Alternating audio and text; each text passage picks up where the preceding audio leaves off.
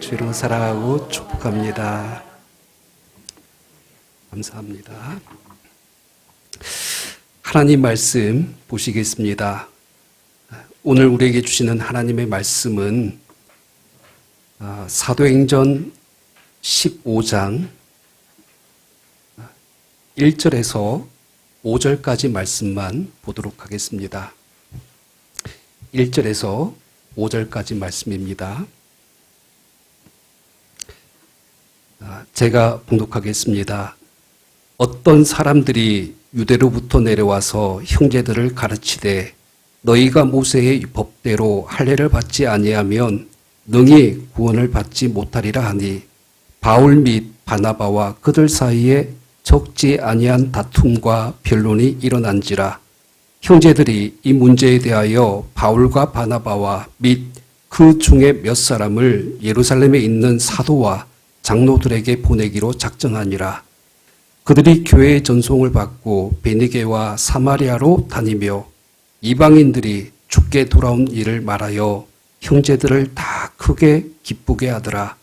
예루살렘에 이르러 교회와 사도와 장로들에게 영접을 받고 하나님이 자기들과 함께 계셔 행하신 모든 일을 말하며 바리새파 중에 어떤 믿는 사람들이 일어나 말하되 이방인에게 할례를 행하고 모세의 율법을 지키라 명하는 것이 마땅하다 하니라. 아멘. 우리에게 주시는 하나님의 말씀임을 믿습니다. 오늘 이 시간 이 자리에 나에게 말씀하시는 하나님의 음성을 듣게 하여 주시옵소서. 말씀이 살아서 역사하여 운동력이 있게 하여 주시고 내 삶의 변화를 일으키게 하여 주시옵시고 믿음의 순종으로 주님 앞에 나아갈 수 있도록 인도하여 주시옵소서. 부족한 종의 입술을 십자가 은혜 아래 늘 감춰주시고 오직 하나님의 말씀만 선포되어지게 하여 주시옵소서. 예수 그리스도의 이름으로 기도하옵나이다. 아멘.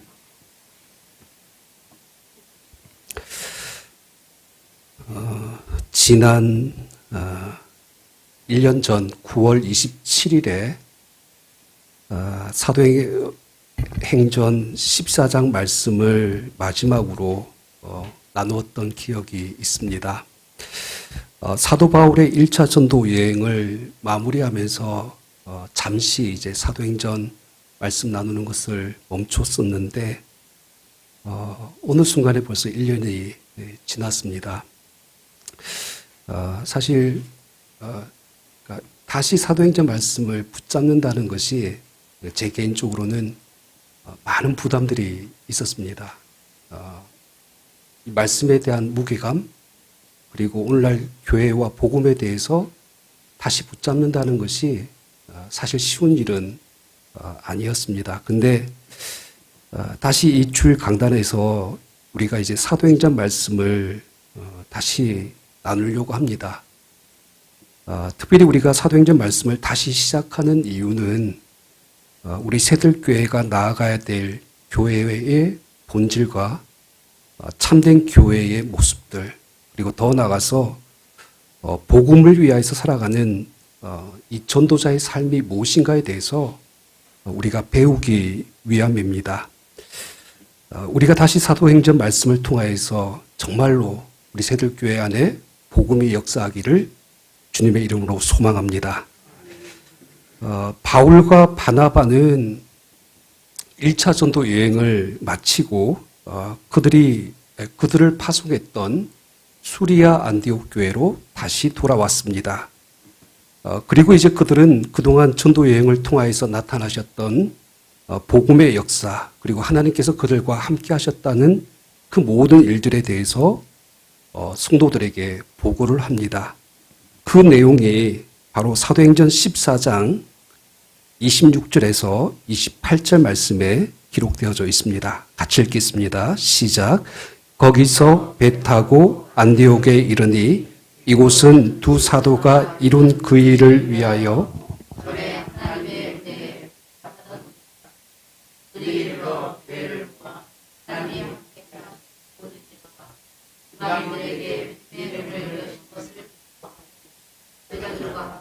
오래 있으니라. 아멘.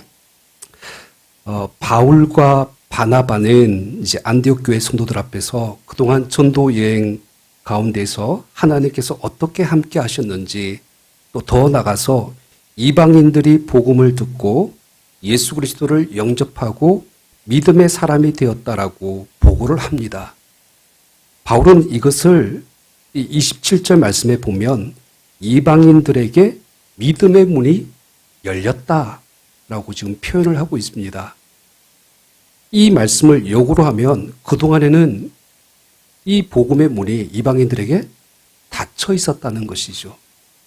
그런데 이제 이 복음이 예루살렘과 사마리아와 온 유대의 그 경계를 넘어서 이방의 땅끝까지 활짝 열려졌다라는 이 사실을 오늘 우리에게 말씀해 주고 있습니다.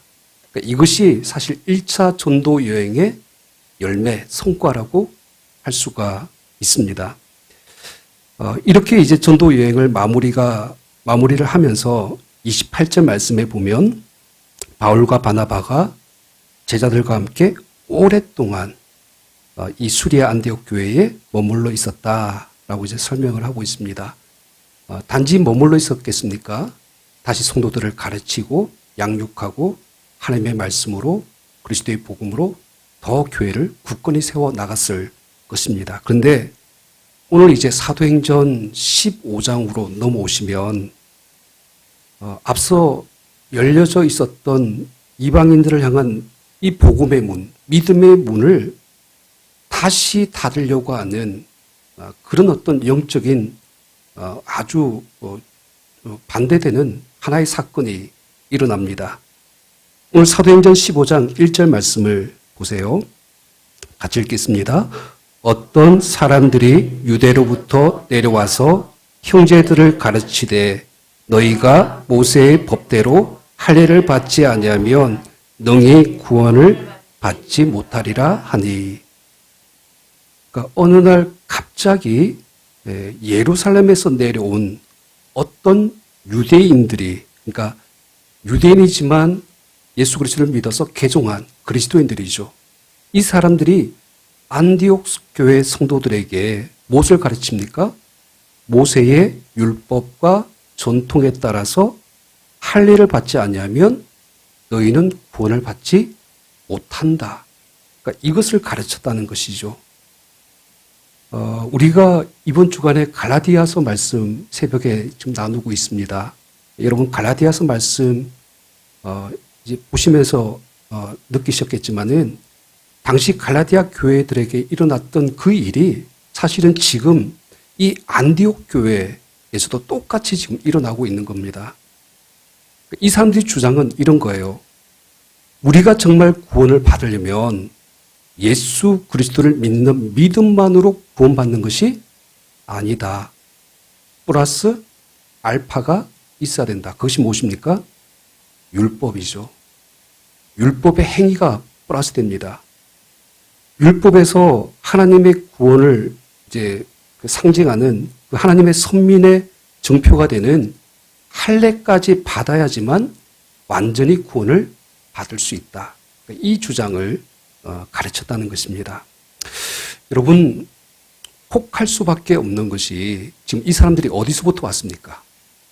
유대로부터.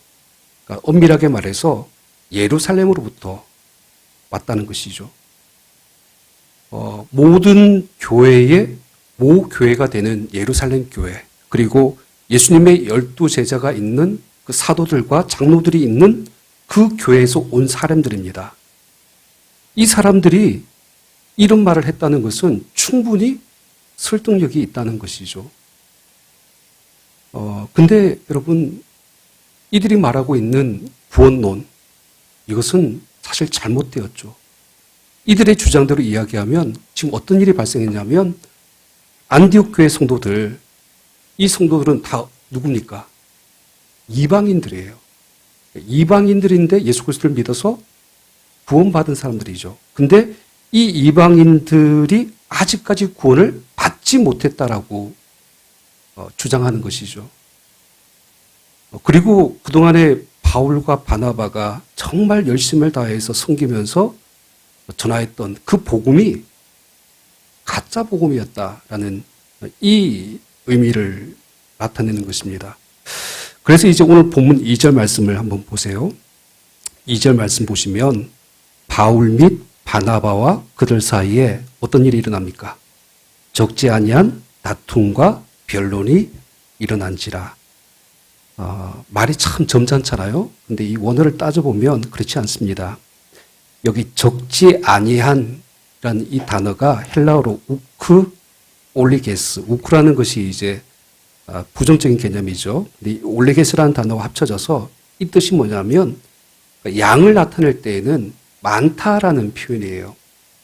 그리고 길이를 나타낼 때에는 길다라는 표현입니다. 그런데 이 단어가 시간적인 의미로 사용되어질 때에는 상당히 오랜 시간 동안 지속적으로 계속해서 이 문제가 일어났다는 겁니다. 어떤 문제냐면 그 뒤에 나오는 단어 두 가지가 있습니다. 다툼이라는 단어 보이시죠? 헬라어로 스타, 세오스. 이 원래 뜻이 폭동, 반란, 소요를 가리키는 단어입니다. 그러니까 격렬하게 과열된 어떤 분쟁과 말다툼이 일어났다는 것을 이야기를 하는 것이고요. 그리고 그 뒤에 나오는 단어, 변론이라는 단어도 이 제테 세오스 이 단어인데 단순히 이제 뭐 변호사가 변론하다 이런 개념이 아니라 토론하다, 논쟁하다 이런 뜻을 가지고 있는 단어입니다. 그럴 때 여러분 이제 2절 말씀에서 그 당시 안디옥 교회 상황이 얼마나 심각했는지를 우리가 알 수가 있습니다. 바울과 바나바는 그냥 한 번 이렇게 다툰 것이 아니에요. 한 번이 아니라 몇 번에 걸쳐서 오랫동안 계속해서 그들과 싸웠습니다. 마치 화가 난 군중이 폭동을 일으키듯이 격렬하게 저항을 하였고 결코 그들의 말에 지지 않겠다라는 아주 단호한 모습으로 그들과 논쟁을 벌였던 것입니다. 여러분, 왜 바울과 바나바가 이 부분에 있어서 이렇게 격렬하게 반응을 했을까요? 무엇이 문제였을까요? 그냥 우리가 쉽게 생각하면 그냥 이방인도 예수 믿었으니까 더 이제 확실하게 할례까지 받으면 좋지 않은가? 뭐 좋은 게 좋은 거지. 그러니까 이렇게 이런 차원으로 이렇게 쉽게 생각할 수 있습니다. 근데 사실은 이 유대에서 내려온 이 유대적 율법주의자 그리스도인들 이 사람들의 주장하는 그 복음은 사실은 예수 그리스도의 복음을 부인하는 내용입니다. 잘 보세요. 뭐냐면 유대인 그리스도인들이 엄밀하게 말해서 예수 그리스도의 십자가와 대속의 은혜로만 구원받는다라는 것을 그들은 믿지 않았다는 것이죠. 그 믿음이 불완전하니까 율법과 할례를 지켜야지만 구원받을 수 있다라는 이 사실을 그들은 추가했다는 겁니다. 예수님의 십자가에서 복음만으로 구원받을 수 없다는 말과 사실은 같은 의미이죠. 근데 여러분, 예수님의 십자가 복음에 뭐가 부족한 것이 있겠습니까? 사실 이것만큼 완전한 복음은 없습니다. 예수님께서도 십자가에서 마지막에 다 이루었다. 테텔레스타이. 그러니까 십자가로 말미암아 구원을 완전히 온전히 다 이루셨다라고 말씀을 하셨습니다. 근데 그 구원이 완전하지 않다. 또 다른 것이 필요하다.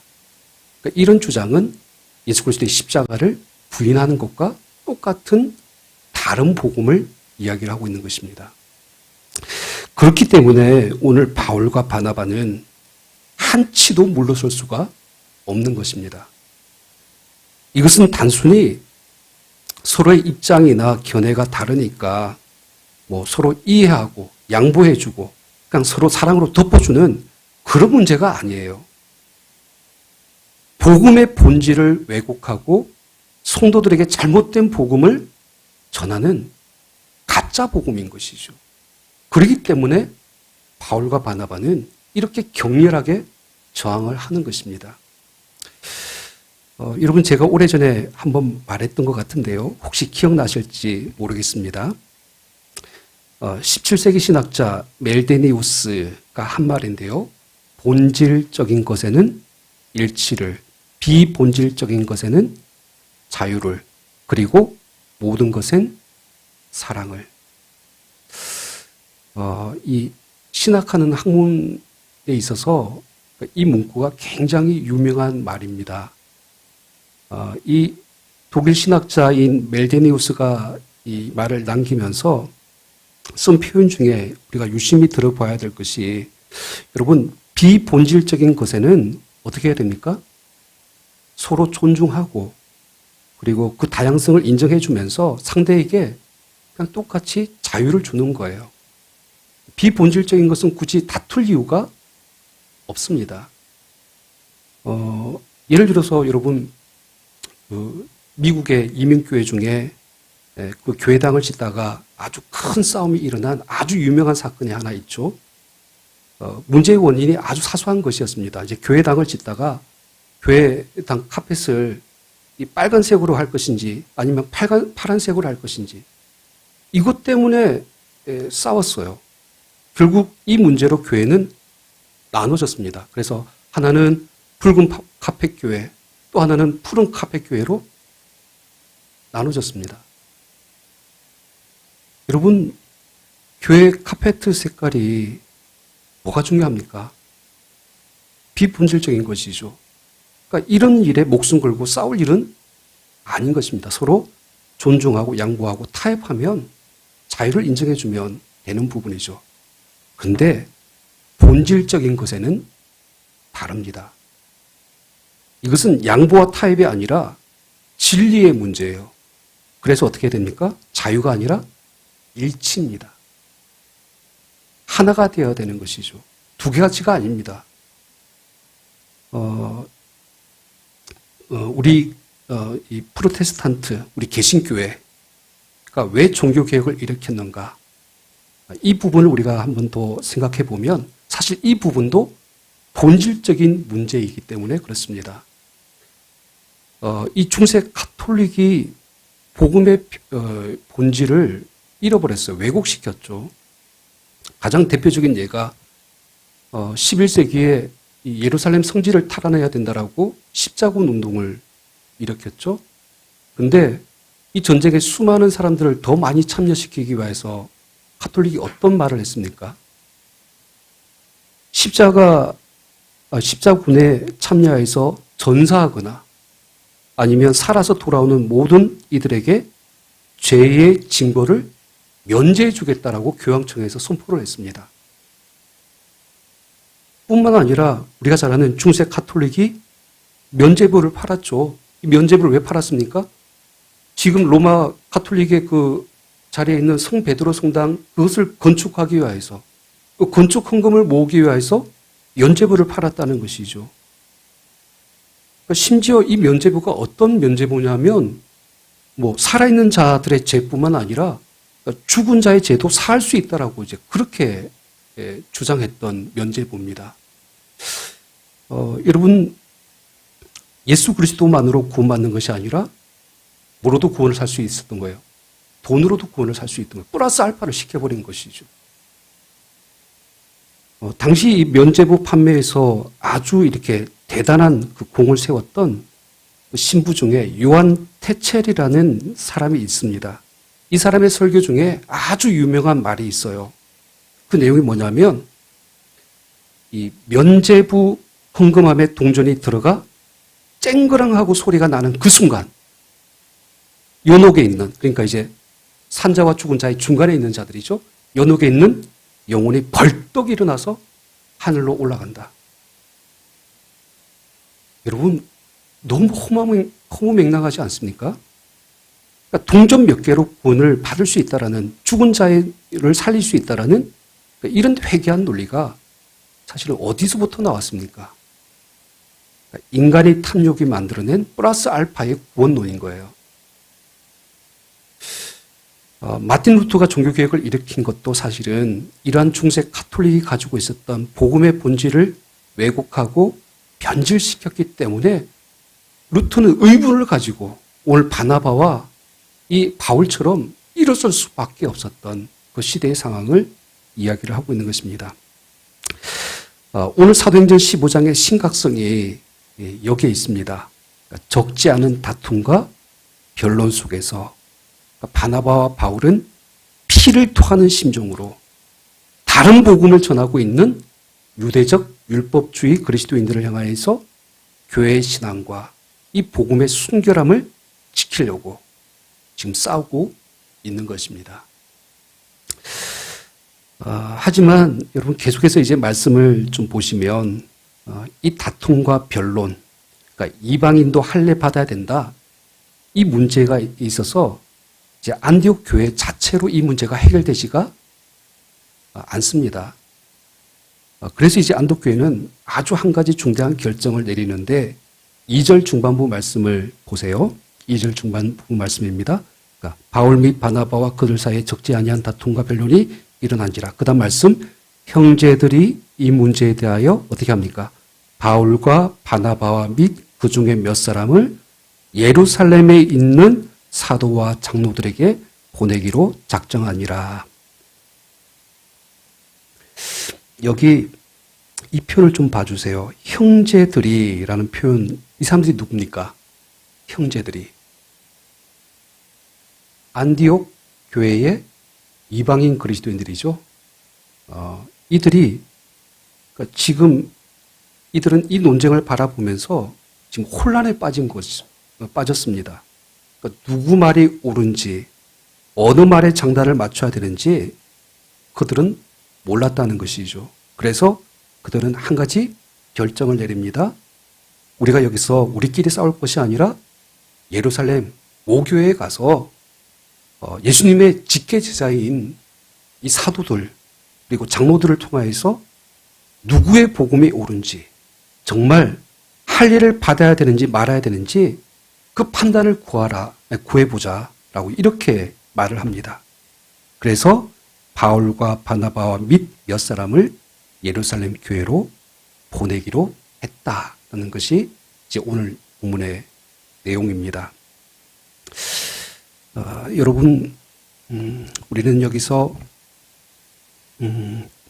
이 참 안디옥 교회 성도들이 지혜로운 결정을 했다 이렇게 생각할 수도 있을 것 같은데, 하지만 저는 이제 이 말씀을 보면서 이런 결정 속에 좀 한 가지 그러니까 안타까운 모습을 좀 짚고 넘어가야 된다고 생각합니다. 그것은 지금 안디옥 교회 성도들이 예수님을 영접하여서 믿었지만 복음이 정확하게 무엇인지 알지 못했다는 것입니다. 더 엄밀하게 말해서 그동안 바울과 바나바를 통해서 전해받은 복음, 오직 예수 그리스도를 믿음으로 구원받는다는 이 사실에 대해서 그들은 확신을 가지고 있지 못했다는 것입니다.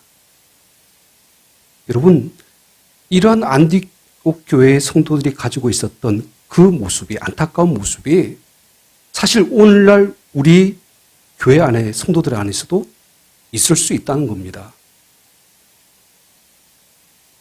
성도들이 교회 공동체 안에서 신앙생활을 하고 또 예배도 드리고 그렇게 있지만은 복음의 문제 앞에 섰을 때는 여전히 의문을 가지고 구원의 확신을 가지지 못한 성도들이 이 교회 공동체 안에도 있을 수가 있다는 것입니다. 미국의 개혁주의 신학자 스프로울 목사님이 쓴 오직 믿음으로라는 책에 보면 믿음과 관련하여서 이 세상에는 네 부류의 사람이 있다라고 그렇게 구분을 짓고 있습니다. 첫 번째는 실제로 구원받지 않았고 자신들이 구원받지 않았다고 생각하는 사람. 일반적으로 안 믿는 세상 사람들이 다 그렇게 생각을 해요. 두 번째로 실제로 구원받았으나 자신이 구원받았다는 것을 확신하지 못하는 사람. 세 번째로 실제로 구원받았고 자신들이 구원받았다고 확신하는 사람. 마지막 네 번째로 구원받지 않았는데, 실제로 구원받지 않았는데 자신들이 구원받았다고 확신이 아니라 착각하는 사람이 있죠. 이 네 가지. 가장 이상적인 것이 뭡니까? 실제로 구원받았고 자신이 구원받았다고 확신하는 사람입니다. 근데 심각한 것은 사실은 이 두 번째와 네 번째예요. 첫 번째는 안 믿는 사람들이니까 그렇다 치더라도 두 번째와 네 번째는 구원을 받았지만 구원에 확신이 없는 사람, 이런 성도들이 교회 안에 있을 수 있다는 것이죠. 또 이 실제로 구원받지 못했는데 그냥 내가 교회를 다닌다는 이유만으로, 내가 어릴 때부터 모태 신앙이었다는 그 이유만으로 나는 지금 교회에서 헌금도 하고 봉사도 하고 열심히 일하면서 이 교회 공동체 안에 있다. 그러니까 이 이유만으로 그것이 구원받은 줄로 착각하는 사람들이 있다는 것입니다. 예수 그리스도를 나의 구주로 고백하지 않고 인격적으로 만나지 못한 그 상태에서 그냥 형식적인 이 종교 생활을 하면서 그것이 구원의 어떤 상태인 것으로 착각을 하고 있는 것이죠. 결국 이런 문제들이 발생하는 것은 복음이 무엇인지, 예수 그리스도가 누구이신지 정확하게 알지 못하기 때문입니다. 이런 사람들은 너무 쉽게 이단들의 타켓이 됩니다. 오늘 본문에서처럼, 그러니까 지금까지 너희 믿음은 잘못되었다. 진짜 구원은 할례를 받아야 된다. 이렇게 해야 구원받을 수 있다. 플러스 알파의 복음을 말하는 이 이단들의 가르침에 우리는 혹하면서 쉽게 흔들리거나 넘어갈 수 있다는 것이죠. 이렇게 쉽게 넘어가는 이유, 진짜 복음이 무엇인지 알지 못하고 구원의 확신이 없기 때문입니다. 여러분, 우스갯이야기로 여자들이 들고 다니는 가방이 명품인지 짝퉁인지 구분하는 법이 있다고 하죠. 비가 올 때 가방을 머리에 올리고 가면 짝퉁이고 가방을 품에 안고 가면 명품이다라고. 카페에서 테이블 위에 가방을 올려놓으면 진짜고, 몰래 안 보이는 곳에 이 의자에 놔두면 가짜라고. 요즘은 추가해서 교회에서도 이것을 구분할 수 있다고 합니다. 주일 예배 때 들고 오는 것은 명품이고 사람 안 보는 새벽 예배 때 들고 오는 것은 짝퉁이라고 합니다. 그러니까 여러분, 요즘은 워낙 진짜와 가짜가 차이가 없어서 혼란이 생겨요. 그러나 사실 진짜와 가짜를 구분한 법은 아주 간단합니다. 내가 진짜 명품을 가지고 있으면, 진짜를 가지고 있으면 저것이 가짜인지 진짜인지를 구분할 수가 있습니다. 아무리 이단들이 우리를 찾아와서 너의 구원은 가짜야, 너는 구원받을 수 없어, 이게 진짜야 라고 말을 해도 분명한 복음과 예수 그리스도를 믿는 믿음의 그 확신을 가지고 있으면 우리는 결코 흔들리지 않습니다. 오늘 시간상 이제 다 말씀을, 사실은 본문을 다 읽지를 못했어요. 근데 좀 더 나눠야 될 말씀들이 더 많이 있습니다. 다음 주는 아마 신천지 이야기를 하게 될 거예요. 그들이 가지고 있는 구원이 플러스 알파의 복음이에요. 저는 이제 오늘 말씀을 좀 묵상하면서 이런 말씀을 좀 나누려고 합니다. 여러분, 2절 말씀을 다시 한번 보실 때에 바울과 바나바 입장에서 이 안디옥 교회 형제들의 결정, 예루살렘 본국교회 가서 어느 복음이 진짜인지 물어보자라는 이 말을 들었을 때 바울과 바나바 입장에서 어땠을까요? 좀 인간적으로 좀 마음이 상했을 것 같습니다. 그러니까 목회자 입장에서 그들이 전한 복음에 대해서 의심을 하잖아요. 어느 날 갑자기 뜬금없이 찾아왔던 유대인들이, 그것도 이방인들도 유대인들처럼 할례를 받지 않으면 절대로 구원받을 수 없다라는 이 말을 듣고 당연히 이 터무니없는 이야기라고 배척을 해야 되는데 중립적인 태도를 지금 보이고 있지 않습니까? 그들의 모습을 바라보면서 아마 이 바나바와 바울이 지금까지 그 이방 땅에 이 안디옥 교회라는 첫 교회를 세우면서 수많은 시간 동안 오랫동안 그들을 가르치고 양육했던 그 모든 수고가 너무 이렇게 헛된 것처럼 여겨질 수 있었을 것입니다. 마치 좀 사람에 대한 배신감? 뭐 이런 마음들도 있었겠죠. 근데 이제 오늘 말씀을 좀 보세요. 바울과 바나바가 사실은 우리가 생각하는 그런 평범한 사람들이 아닙니다. 그들은 자신들이 느끼고 있는 인간적인 배신감, 섭섭한 감정들, 그런 것들에 흔들리지 않습니다. 그 모든 감정들을 다 내려놓고 교회의 결정을 따릅니다. 3절, 4절 말씀을 보세요. 3절, 그들이 교회의 전송을 받고 베니게와 사마리아로 다니며 이방인들이 주께 돌아온 일을 말하여 형제들을 다 크게 기쁘게 하더라. 그 다음 4절 말씀 같이 읽겠습니다. 시작. 예루살렘에 이르러 교회와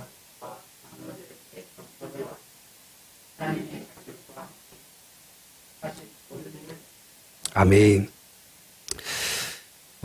이 수리아 안디옥에서 예루살렘까지의 거리는 약 400km 정도 됩니다. 굉장히 먼 거리죠. 사람이 걸어서 도보로 갔을 경우에 아무리 빨리 가도 한 보름 정도 걸리는 거리입니다. 근데 지금 바울과 바나바는 이제 그 먼 거리를 걸어서 교회의 결정에 순종하여서 기꺼이 예루살렘을 향하여서 가고 있습니다. 근데 뿐만 아니라 3절 말씀에 보면 중간에 거쳐가는 모든 곳에서 어떤 지명이 나왔습니까? 베니게와 지금의 레바논 지역이에요. 지금 성경에 보면 두로와 시돈이 있는 땅이죠. 그리고 사마리아 땅. 이 사마리아는 어디냐면 사도행전 그 9장 후반부에 보면 빌립 지사를 통하여서 이 사마리아 땅에도 복음이 전파됐던 그곳입니다. 그러니까 이 사마리아 땅에서 만나는 믿음의 형제들, 그들에게 하나님께서 자신들에게 이 전도 여행 동안에 얼마나 놀랍게 함께 하시고 또 많은 이방인들이 그 복음을 듣고 주께 돌아와 구원을 받았다는 사실을 간증하면서 지금 이 길을 걸어갔다고 그렇게 성경이 기록하고 있습니다. 여러분, 이 3절 말씀 같은 경우에 굳이 생략할 수 있어요. 교회에서 결정했습니다. 그래서 이제 이 교회 전송을 받아서 예루살렘에 이르렀다. 그냥 이렇게 표현할 수도 있죠. 그런데 이 사도행전은 굳이 이 사실을 지금 기록한 이유가 뭘까요? 바울과 바나바는 오직 예수 그리스도로만 구원받는다는 이 복음을 전하는 일을 한순간도 멈추지 않았다는 것입니다. 인간적으로 수고롭고 번거로운 길이에요. 또 마음으로 내키지 않는 길이죠. 그 순간에 어떻게 보면 그냥 억지로 끌려가는 듯이 그냥 예루살렘으로 갈 수도 있었던 상황이죠. 그런데 그 순간 그 길조차도 그들은 복음에 대한 확신으로 넘치고 있는 것을 볼 수가 있는 것이죠. 그렇기 때문에 진짜 이방인들이 주께 돌아오는 그들을 살리는 구원의 길을 추호도 의심하지 않고 그 모든 길에서 만나는 사람들마다 예수 그리스도를 믿는 믿음으로 구원받는다는 이 사실을 전파했다는 것입니다. 사랑하는 성도 여러분, 우리는 여기서 분명한 구원의 확신 그리고 복음에 대한 선명한 믿음을 가진 사람의 진면목을 우리가 볼 수가 있습니다. 바나바와 바울은 자신들의 모든 삶 속에서 베풀어 주신 하나님의 은혜를 늘 잊지 않고 또 그것을 기억하고 또 확인하고 되새기는 사람들이었습니다.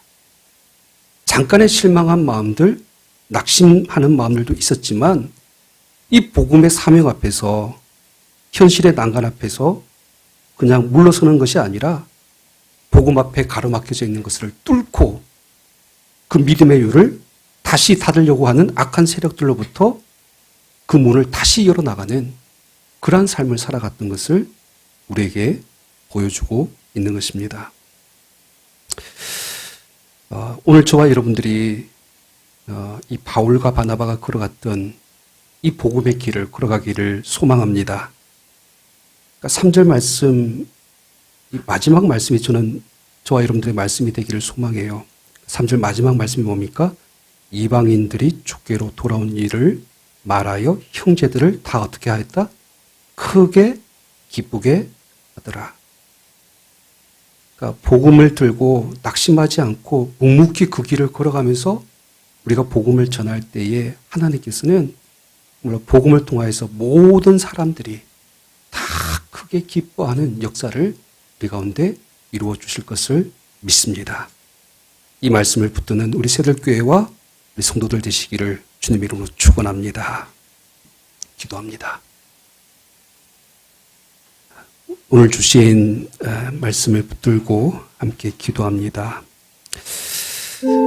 하나님, 우리 안에 오직 예수 그리스도를 믿는 믿음으로 구원받는다는 이 믿음에 확신이 있습니까? 이 구원의 기쁨과 감격이 우리 안에 있습니까? 이 사명 앞에 어떤 한순간에도 결코 포기하지 아니하고 묵묵히 그 길을 걸어갔던 바울과 바나바의 이 사명의 삶이 우리 가운데 있습니까? 오늘 우리를 통하여서 하나님 이 복음의 역사가 나타나기를 원합니다. 우리 새들교회를 통하여서 정말 하나님께서 기뻐하시는 귀한 역사들을 이루어나가고 복음이 모든 땅끝을 향하여서 뻗어나가고 그리고 전파되어지는 이 귀한 사명을 우리가 감당할 수 있도록 주 인도하여 주시옵소서. 함께 통성으로 기도하겠습니다. 살아계신 하나님 아버지,